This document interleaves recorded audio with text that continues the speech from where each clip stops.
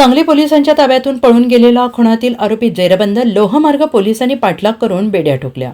Miraj railway स्थानक येथे कारवाई. इस्लामपूर येथील शेतमजूर महिलेच्या खुनातील आरोपी हा पोलिसांच्या हातावर तुरी देऊन पळून गेल्याची घटना घडली होती. राजवाडा चौक येथील सांगली जेलमध्ये आरोपी जमा करताना आरोपी पळून गेल्याने सांगली जिल्ह्यात खळबळ उडाली होती. हा आरोपी मिरजेतील रेल्वे स्टेशन येथून पळून जात असताना लोहमार्ग पोलिसांनी पाठलाग करून त्याला पकडून बेड्या ठोकल्या आहेत. इस्लामपूर येथील शेतमजूर महिलेच्या खून प्रकरणी आरोपी मुआज इलाही मुलानी वय वर्ष 21 राहणार इस्लामपूर याला पोलिसांनी अटक केली होती. या आरोपीला न्यायालयात हजर केला असता न्यायालयीन कोठडी दिल्याने PC 618 पवार PC 468 मोरे या 2 पोलिसांच्या बंदोबस्तामध्ये सांगली राजवाडा चौक येथे जेलमध्ये जमा करण्यासाठी गेले होते.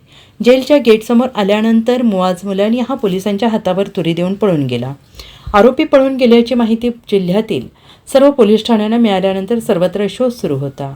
मिरज रेल्वे स्टेशन येथे आरोपी आल्याची गोपनीय माहिती मिळाल्यानंतर police staff GPSI Todmal, ASI गडहिरे, SG 780 अर्भावी LCB Pune unit Miraj, SC 408 शिंगाडे PC 141 Gholap, WPC 1443 Bagal, PC 36 Kamble यांनी पोलीस स्टेशन परिसरात प्लॅटफॉर्मवर बारकाईने शोध सुरू केला.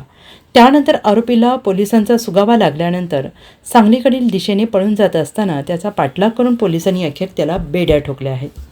Bureau report SVN Marathi Sangli.